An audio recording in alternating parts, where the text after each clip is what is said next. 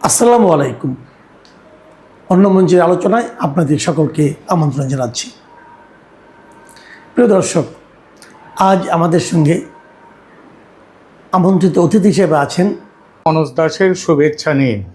ভারত বাংলাদেশের মূলধারার সংবাদ মাধ্যমগুলি, সোশ্যাল মিডিয়া, সর্বত্র একটা গুঞ্জন বা জল্পনা বা খবর এখন খুব প্রবলভাবে দাপিয়ে বেড়াচ্ছে। খবরটি হলো বিতাড়িত প্রধানমন্ত্রী আগামী 6 মাসের মধ্যে, মানে June, July, August, September, October, November, তো অক্টোবর নভেম্বর মাসের মধ্যে তিনি দেশে ফিরছেন। এই সংবাদে কেউ খুশি, কেউ ভীত, কেউ খুব আনন্দিত, কেউ ভীষণ চিন্তিত। আর এই খুশি, ভয়, আনন্দ, দুশ্চিন্তা একটা কথা বুঝিয়ে দিচ্ছে, শেখ হাসিনার এই দেশে ফেরার খবর স্রেফ জল্পনা নয়, স্রেফ ভিত্তিহীন কোনো গুজব কোনো দিক থেকে বাইরে ছড়িয়ে দেওয়া হয়নি। এমনটা ঘটার যথেষ্ট সম্ভাবনা আছে, অর্থাৎ তার দেশে ফেরার সম্ভাবনা প্রবল। রাজনীতিতে কোনো কিছু হঠাৎ ঘটে না, সব কিছুর মধ্যে একটা প্রক্রিয়া থাকে। যে প্রক্রিয়া সবসময় সাদা চোখে দেখা যায় না। দেখা যায় না মানে যে তার কোনো অস্তিত্ব নয় তা কিন্তু নয়। 2024-এর 4 আগস্ট রাতেও শেখ হাসিনা জানতেন না যে পরদিন 5 আগস্ট তাকে প্রাণ বাঁচাতে ভারতে আশ্রয় নিতে হবে। এটা শুধু তিনি যে ভাবেননি তা নয়, বাংলাদেশের কয়টা মানুষ জানতো সে ঘটনা, যে 5 তারিখ দুপুর শেষ হওয়ার আগেই তাকে চলে আসতে হবে।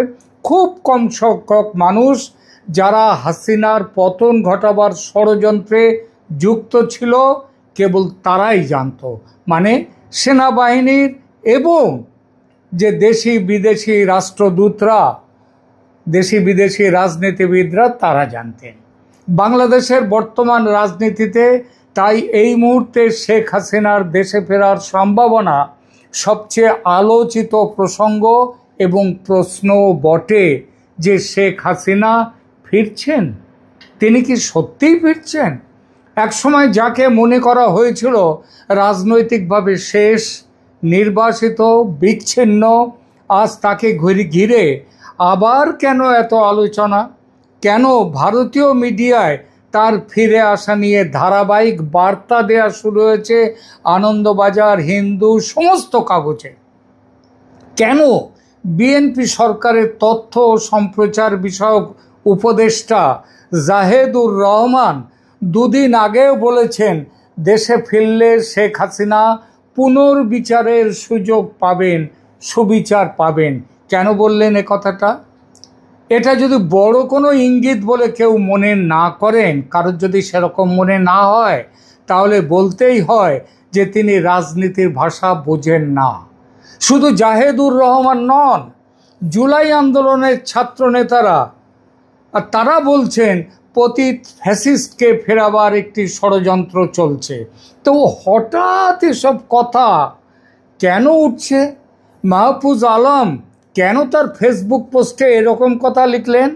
আজকের এই ভাষ্যে, এই প্রতিবেদনে আমরা খুঁজে দেখব শেখ হাসিনার সম্ভাব্য প্রত্যাবর্তন কি শুধুই রাজনৈতিক গুজব, নাকি দক্ষিণ এশিয়ার নতুন ক্ষমতার খেলায় এটি বাস্তব এক অন্য রকম অধ্যায়ের সূচনা। 2024 সালের জুলাই আন্দোলনের কথা মনে করুন। রাস্তায় লাখো তরুণ, রাষ্ট্রের বিরুদ্ধে তীব্র জনরোষ, ক্ষমতার ভিত কাঁপছে। আর তারপর বাংলাদেশের দীর্ঘতম সময়ের ক্ষমতাধর নেত্রী শেখ হাসিনার পতন। তখন মনে হয়েছিল এ হলো হাসিনার ইতিহাসের শেষ অধ্যায়, মানে হাসিনার উপন্যাস শেষ হয়ে গেল। আওয়ামী লীগ আর কখনো দাঁড়াতে পারবে না। বাংলাদেশ ঢুকে গেছে হাসিনা পরবর্তী বা পোস্ট হাসিনা যুগে। কিন্তু ইতিহাস খুব কম সময়ই সরল রেখায় চলে। ইতিহাসের চলা নদীর মতো আঁকাবাঁকা পথ ধরে। প্রথমে এলো অন্তর্বর্তী সরকার, 18 মাসের অপশাসন, কুশাসন, মানুষ অতিষ্ঠ, তারপর নির্বাচন, বিএনপির বড় বিজয়, তারেক রহমানের নেতৃত্বে নতুন সরকার, জুলাই আন্দোলনের ছাত্র নেতাদের অনেকেই নির্বাচনে পরাজিত হলেন। যে বিপ্লবী ঐক্য একসময় অপ্রতিরোধ্য মনে হয়েছিল তা ধীরে ধীরে ভাঙতে শুরু করলো। ভাঙতে ভাঙতে একেবারে চৌচির। কেন? কারণ আন্দোলন আর রাষ্ট্র পরিচালনা এক জিনিস নয়। রাস্তায় স্লোগান দিয়ে ক্ষমতা দখল করা যায়, কিন্তু রাষ্ট্র চালাতে লাগে সংগঠন, প্রশাসন, অর্থনীতি, আন্তর্জাতিক সম্পর্ক সম্পর্কে জ্ঞান, আর সবথেকে বড় প্রয়োজন দূরদৃষ্টি আর স্থিতিশীলতার জন্য যে কাজ দরকার হয় সেই কাজ। আর সেখানেই শুরু হয়ে গেল নতুন বাস্তবতা, তাই না? বাংলাদেশের মানুষের একটি বড় অংশ খুব দ্রুত বুঝতে শুরু করলো পুরনো ব্যবস্থার বিরুদ্ধে ক্ষোভ থাকলেও, হাসিনার বিরুদ্ধে ক্ষোভ থাকলেও নতুন ব্যবস্থা অসহ্য। আগে হাসিনার আমলে অবিচার ছিল, কিন্তু এত মাৎসন্যায়, এত অপশাসন, কুশাসন ছিল না।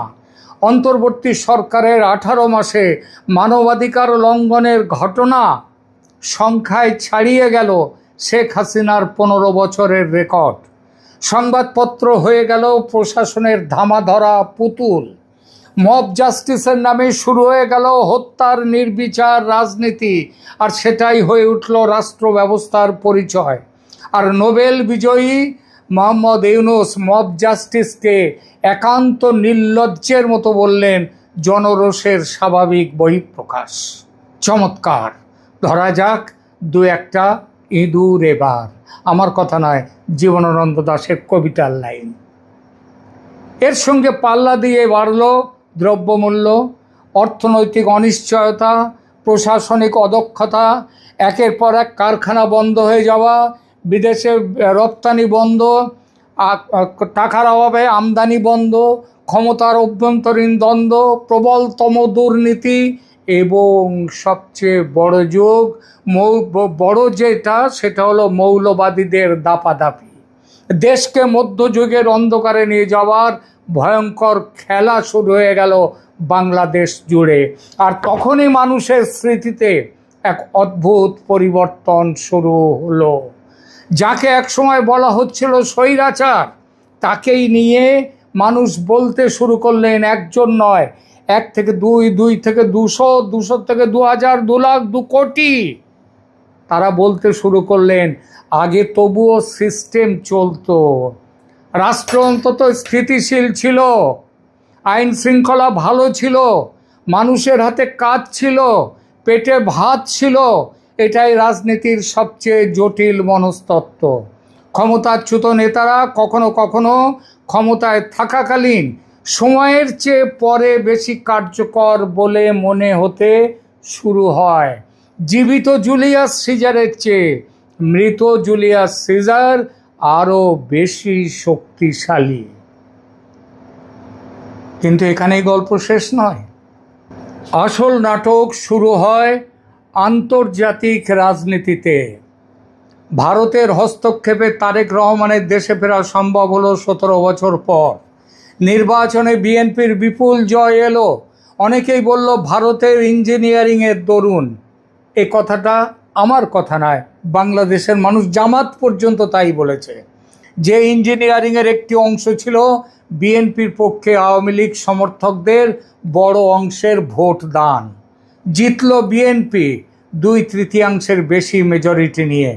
ভারত বন্ধুত্বর হাত বাড়িয়ে দিল সেই তারেক রহমানের আসার আগে থেকে। আন্তরিকভাবে বিএনপি সরকারের সঙ্গে সম্পর্ক পাকা করতে চেয়েছিল ভারত, কারণ দিল্লি বুঝেছিল নতুন বাস্তবতা মেনে নেয়াই বাস্তববাদী কৌশল। কিন্তু এরপর কি হলো? ঢাকা ধীরে ধীরে চীনের দিকে ঝুঁকলো, পাকিস্তানের সঙ্গে কূটনৈতিক উষ্ণতা বাড়লো, জোর কদমে শুরু হলো পাকিস্তান বাংলাদেশ নতুন মৈত্রী পর্ব। ভারত নির্ভরতা ছেড়ে বাংলাদেশ মাল্টি অ্যালাইনমেন্ট নীতির দিকে যাচ্ছে, এই বার্তা স্পষ্ট হতে থাকলো। ভারতের কাছে এটি শুধু কূটনৈতিক বিষয় নয়, বাংলাদেশ ভারতের উত্তর পূর্বের নিরাপত্তা, বঙ্গোপসাগরীয় কৌশল এবং আঞ্চলিক প্রভাবের কেন্দ্রবিন্দু। দিল্লি অতএব ভাবতে বাধ্য হলো তারেকের বর্তমান সরকার ভারতের কৌশলগত স্বার্থের বিরুদ্ধে গিয়ে চীন পাকিস্তানের ঘনিষ্ঠ যদি হয়, যেটা হচ্ছে, তাহলে ভারতের সামনে বিকল্প কি, তারেকের বিকল্পটা কি? আর ঠিক তখনই আবার দৃশ্যপটে ফিরে আসতে শুরু করলেন প্রবলভাবে শেখ হাসিনা। ভারত বুঝল বাংলাদেশে একমাত্র বিশ্বাসের জায়গা আওয়ামী লীগ, একমাত্র বিশ্বাসের পাত্রী শেখ হাসিনা। প্রথমে ছোট ছোট ইঙ্গিত, ভারতীয় আন্তর্জাতিক মিডিয়ায় সাক্ষাৎকার দেওয়ার সুযোগ দিতে থাকলো ভারত, প্রেস কনফারেন্স করতে দিতে থাকলো তাদের দলের মানুষদের। কিন্তু আর এই সমস্ত প্রেস কনফারেন্সে সাক্ষাৎকার দেওয়ার সুযোগ ব্যবহার করতে থাকলেন নেত্রী। অনলাইন বৈঠক শুরু হতে থাকলো দলীয় নেতৃত্বের সঙ্গে, সারা পৃথিবীর সঙ্গে। আমি ফিরবো, এই ধরনের বার্তা বেরিয়ে আসতে থাকলো নেত্রীর কাছ থেকে। আওয়ামী লীগপন্থী সামাজিক মাধ্যমে কামব্যাক ন্যারেটিভ শুরু হয়ে গেল। বোঝাই যাচ্ছিল বিএনপি সরকারের হাসিনাকে ফেরত দেওয়ার দাবিকে ভারত তো গুরুত্ব দিচ্ছেই না, বরং শেখ হাসিনার পাশে দাঁড়িয়ে ভারত তাকে কামব্যাকের লড়াইয়ে হাতে হাতিয়ার তুলে দিচ্ছে।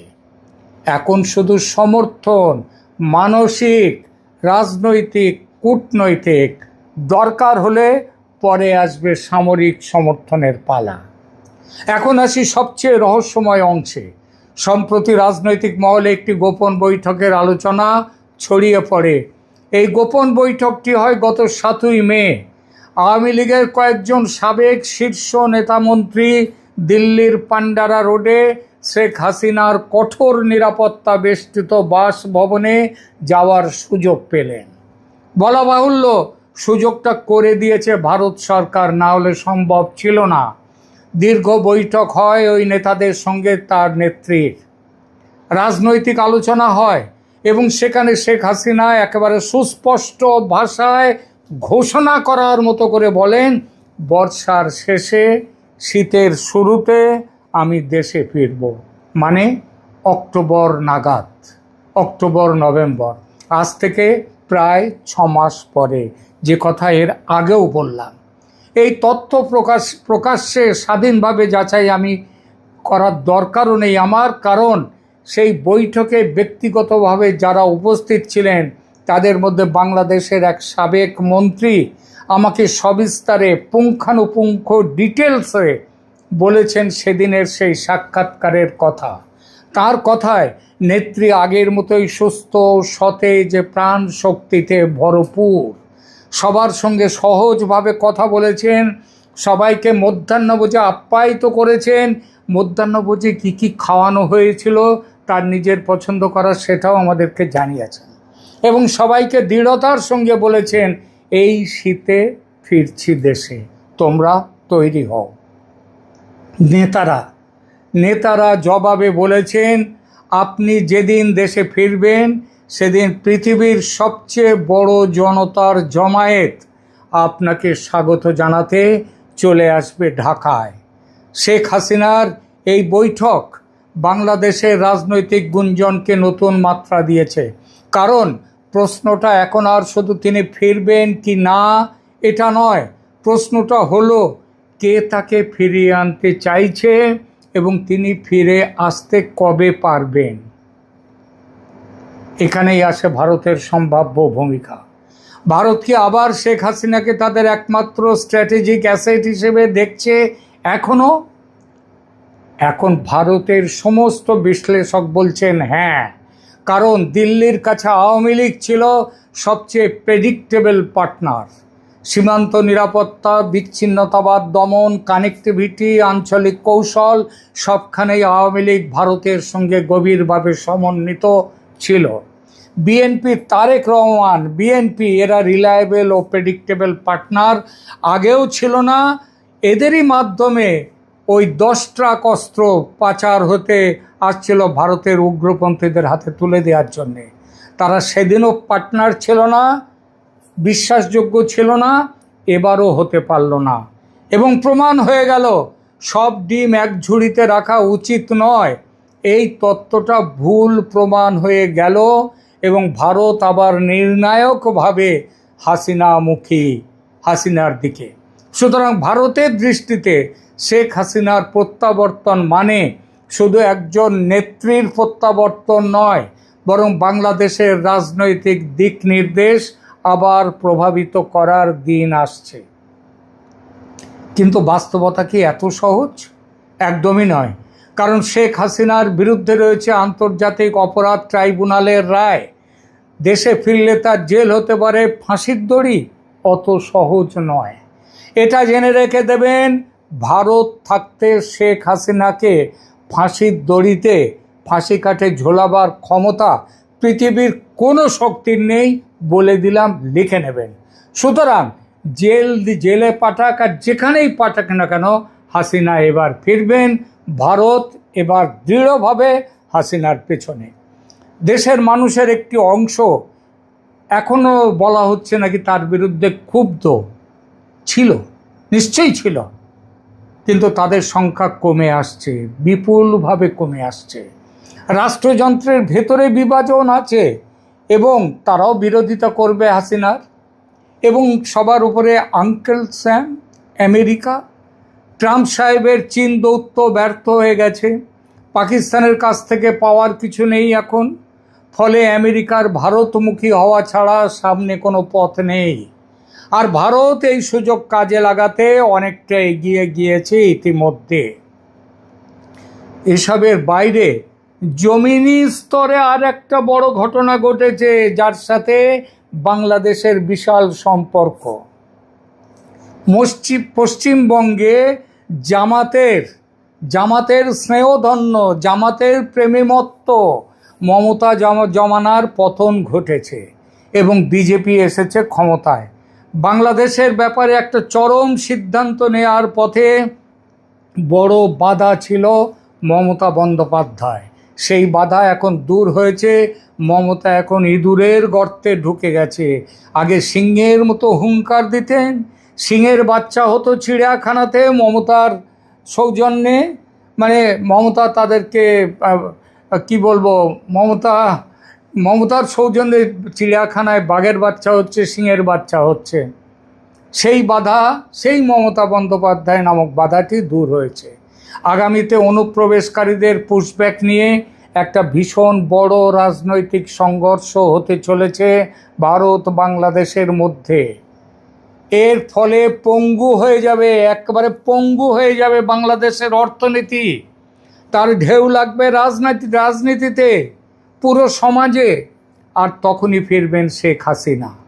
আর সেটি হবে বাংলাদেশের ইতিহাসের সবচেয়ে নাটকীয় এবং ঝুঁকিপূর্ণ রাজনৈতিক প্রত্যাবর্তনগুলোর মধ্যে সবার ওপরে।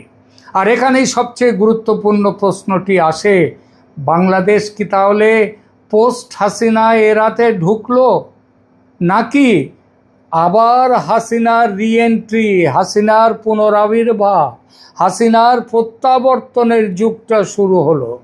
ইতিহাস বলে, দক্ষিণ এশিয়ার রাজনীতিতে কোনো নেতাকে শেষ ভাবা বিপজ্জনক। ইন্দিরা গান্ধী ফিরেছিলেন, নওয়াজ শরীফ ফিরেছিলেন, বেনজির ভুট্টো ফিরেছিলেন, এরদোয়ান তুরস্কের, তিনিও পতনের মুখ থেকে ফিরে এসেছিলেন। কারণ রাজনীতি শুধু নির্বাচন নয়, রাজনীতি হলো স্মৃতি, রাষ্ট্রযন্ত্র, আন্তর্জাতিক শক্তি এবং ক্ষমতার দীর্ঘ খেলার সমন্বয়। তাই আজ বাংলাদেশের রাজনীতিতে সবচেয়ে বড় রহস্য এটাই, শেখ হাসিনা ফিরে আসছেন। এটা রহস্য নয়, একটা বড় প্রশ্ন এবার, তিনি কবে ফিরছেন, কবে? হয়তো উত্তরটা আমি বললাম পুরোপুরি পরিষ্কার অনেকের কাছে মনে নাও হতে পারে, কিন্তু একটি বিষয় স্পষ্ট, যাকে অনেকেই ইতিহাসের বাইরে চলে গেছেন ভেবেছিলেন, তিনি আবার বাংলাদেশের রাজনৈতিক আলোচনার কেন্দ্রে ফিরে এসেছেন। আর রাজনীতিতে কেন্দ্রে ফিরে আসা মানে কখনো কখনো খেলা শেষ হয়নি, খেলা নতুনভাবে শুরু হলো।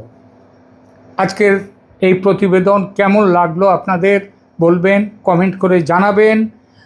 লাইক দেবেন, শেয়ার করবেন বন্ধুদের মধ্যে, এবং এখনও যদি কেউ সাবস্ক্রাইব না করে থাকেন এই চ্যানেল, দয়া করে সাবস্ক্রাইব করুন, পাশে থাকুন।